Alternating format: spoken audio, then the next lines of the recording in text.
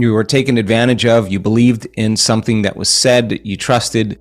And when you did, the outcome wasn't what you thought. And of course, that shock or that surprise has an effect.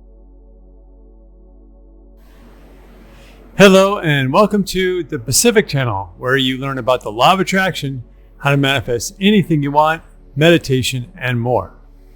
In this video, Dr. Joe Dispenza talks about how we must clear past negative events and memories, and how that's the main part of the work. He also discusses how we all have had negative events from the past where someone betrayed us, and how we must let those past events go if we're going to heal ourselves and live in a better future.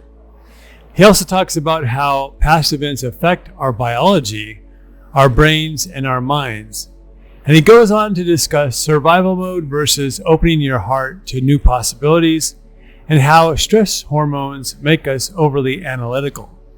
He also talks about how we are programmed to survive, but how that's not always good for us. He also gets into how the work is about becoming aware of when you falter and then choosing a different response. The work is to overcome our emotions. Without further delay, let's listen to Dr. Joe. One of the things that happens in this work is twofold. One is, as we work on actually changing our brainwaves and moving into that state of trance, we open the door between the conscious mind and the subconscious mind, and we become more suggestible to information without analyzing it. And there's nothing wrong with that. That's how we can rewrite a program. That's how we can change our subconscious mind. And people have done great jobs in doing that, and it affects their autonomic nervous system, it affects their biology. And so sometimes we just become more suggestible or more vulnerable. The second thing is, you practice opening your heart, and you're living in a world where survival is the program. And in survival, it's not a time to open your heart. And so there's this kind of crazy, delicate balance between opening our heart and protecting our heart in the same way. And I think we've all had those moments where someone has taken advantage of us, or we trusted someone and we were betrayed in some way. And that instance, that circumstance brands us biologically, neurologically in the brain, and emotionally in the body. And the shock or the surprise of the event is an altered state, which becomes kind of a long-term memory. And so you review the event over and over in your mind. We all do this, and we're producing the same chemistry in the brain and body. And over time, the memory is not just stored in the brain and the mind, it's stored in the body as the mind, the subconscious mind. It's a conditioned process. It's the thought and the feeling, the stimulus response that does that. And we've all had those moments. And so that alters our biology, that alters our brain function. Now we're a little bit more alert, we're a little bit more aware. Why? Because in survival, you don't want that to happen again. So now you don't open your heart as much because you're afraid that the event will occur again. And of course, now the stress hormones cause us to become analytical, right? But not just analytical, but overly analytical. And that's the kind of high beta brainwave patterns that we function in when we want to stay alert and awake. And as we all know, the short term of that is okay, but the long term really has some profound effects on our health and our biology. And it's in that analytical state that we become disconnected or feel disconnected from that field of information that you had such access to naturally, which we all do as children, have access to in a natural way because our brain waves are different.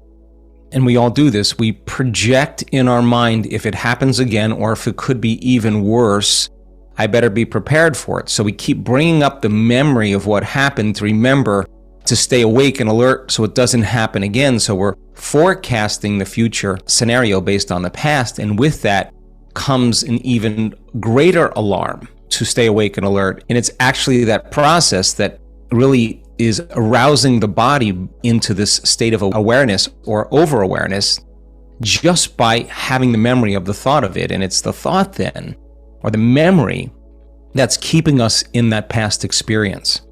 Now, there's nothing wrong with this because that's how we've been programmed for thousands and thousands of years to survive in a potentially dangerous environment, that you will not go to the watering hole again. You will not go to a specific area at a specific time and not be awake. So That was highly adaptive, and that's how we've survived. And as I've said on other calls, fear was adaptive at one point. If you don't go up to a lion and pet it, there's something instinctual that tells you to not do that. Near a cliff, you don't kind of flirt with the edge. You stay away from the edge just because there's an embedded program that allows us to make sure that the body's a priority local in space and time. So here you are now. You were taken advantage of. You believed in something that was said, you trusted. And when you did, the outcome wasn't what you thought. And of course, that shock or that surprise has an effect. And some people have it once. Some people have it for months. Some people have it for years. And it's hard to reconcile that we can let go of the experience and not be vulnerable. So the work is about this. This is when it's the hardest. I can tell you from my own personal experience is when it matters the most. And so you got to catch yourself, Matt, in not only your meditations. And by the way, as a side note, before I get into the meditation, there's nothing wrong with your analytical mind. I really enjoy my analytical mind. I like to weigh what I know against what I don't know. I like to review what I know and see if I can build a bigger model to create a better experience. I think that's the healthy thing to do. And the analytical mind is what helps us navigate through our lives. We have to have a sense of curiosity and have a critical mind to say, something doesn't feel right here. If I check in with my gut, no, I'm going to wait before I move here. The analytical mind is kind of a steering wheel for us in terms of the brain. So it's healthy to have an analytical mind. And if you don't have an analytical mind, and this is my problem with technology, this is my problem with people who become obsessed with their devices or their social media, learning all of a sudden becomes a function of stimulation or entertainment, that your interaction with the device producing dopamine, which is the reward chemical, all of a sudden alters the way you learn. And what it does, though, as the result of it, is it causes you to stop analyzing and thinking critically. And if you're not thinking critically, then you're programmable. And if you're programmable, you can believe in anything and you can program people to do anything. So it's healthy to have an analytical mind that's in balance. And when it's in balance, you're shifting from beta brainwave patterns to alpha brainwave patterns. You're engaging in the world, and then you're reflecting on what you're learning inwardly. And that's how the brain consolidates information.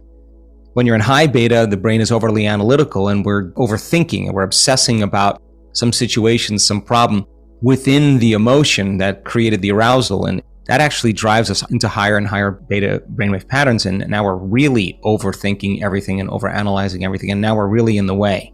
So then now the body, its primitive mechanisms are saying, okay, Matt, now you got to close your eyes. You close your eyes, you're aroused. It could happen again. Or, God, I can't believe I let that happen to me. Or, you go through all of that stuff. But really, the real work is to overcome that emotion and to overcome that memory.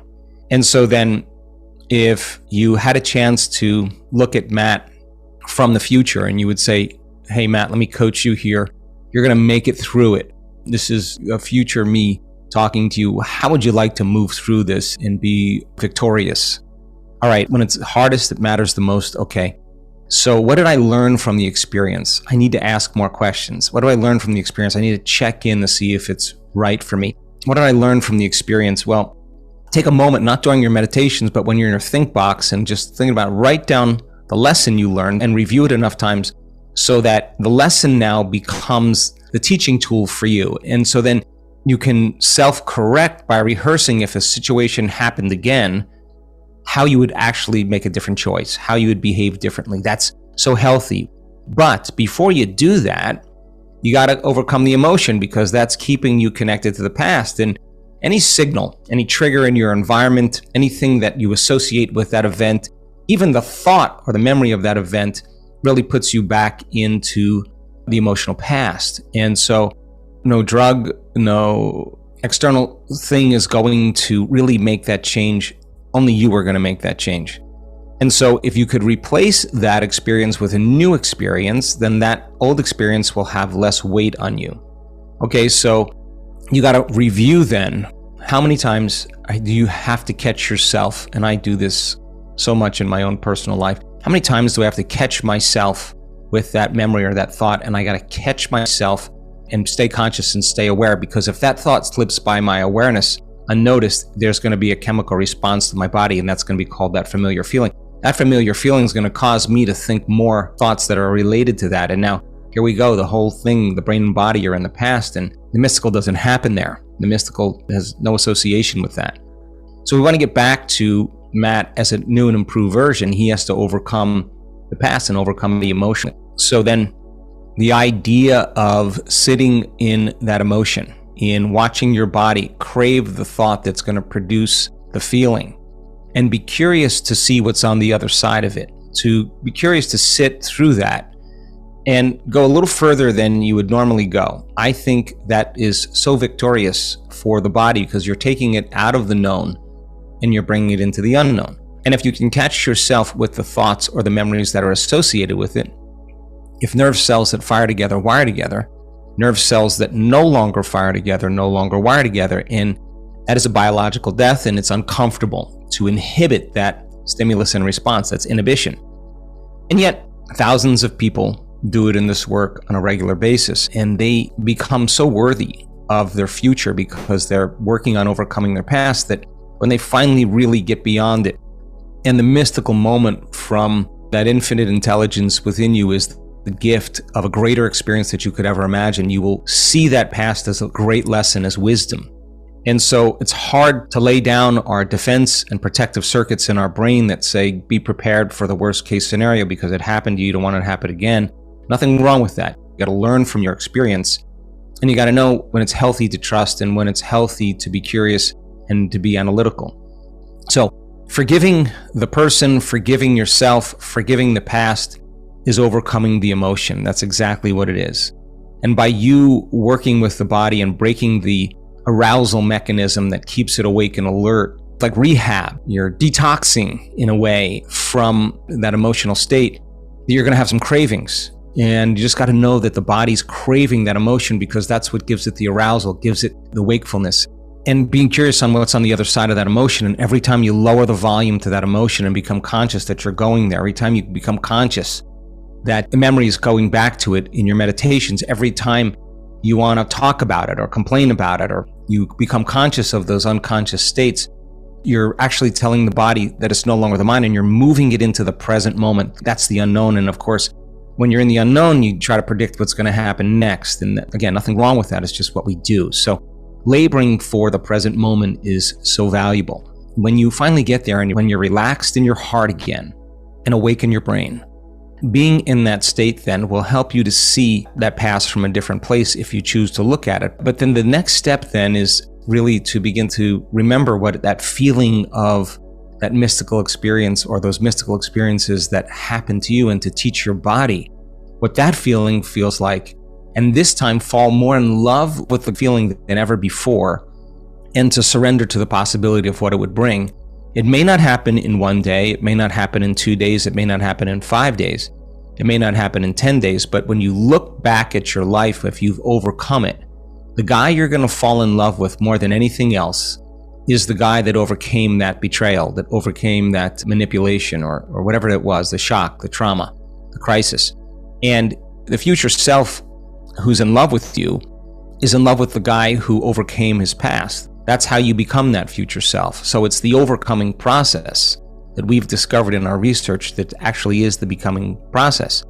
And so we all have those events, and it takes an enormous amount of energy, an enormous amount of awareness to master the moment. But if you keep mastering the moments, they add up. And so a sweet guy like you, Matt, who has an open heart, who trusts, and we've all done this, that is simple enough to really surrender the identity for a mystical experience. I just don't want you to have your identity at this point identify with that past. That's the challenge. The work that we do is identifying with a future that we haven't experienced with our senses yet, but it's alive in our mind. So alive that our brain has changed to look like it's happened. This work is about believing in the future and emotionally embracing it before it's made manifest to such a degree that the body in its objective state is believing it's living in that future in the present moment. And we're actually signaling new genes in new ways that change our biology to look like the body's changed. And the redundancy of that process over time, the stimulus and response, the thought and the feeling, begins to change our biology to look like it's already happened. And that's when we're no longer married to the past. Now we are, in a sense, married to the future. So practice the work, practice mastering the moment, catch yourself when you default. And if it's happening during the day, I do this so many times, excuse yourself from the day. Tune in, do a generating meditation, tune in, do a heart-centered meditation. Get back to that guy that you love. Get back to that guy where it was easy and simple. And don't use the fact that the past, that event, don't excuse yourself for not having the mystical because of that past event, because that will be the common excuse that you use. In a sense, learn the lesson, take time to, if you had another opportunity, how you would do it differently. I used to do this with my kids all the time, and repeat it over and over again until the point where you want it to happen again, so that when it does, you can make a different choice. That, in a sense, would be up. So the work is to overcome our emotions of the past events and circumstances that left a negative feeling in our vibration. Because just the thought and memory of those negative events from the past bring us back into the past. The trick is to catch yourself when you find yourself thinking about negative events. Be aware of when it happens and then purposely choose to view it from your future self, your best self. As Dr. Joe said, the key here is to forgive everyone from your past, forgive yourself, and even forgive the past. See it as a beneficial process to the evolution of who you are now and who you are becoming. Think of it as if you are in rehab. You are detoxing from that old emotional state. I like how he says it's the overcoming process that is the becoming process. So practice the feeling of alignment and living in the future during the day.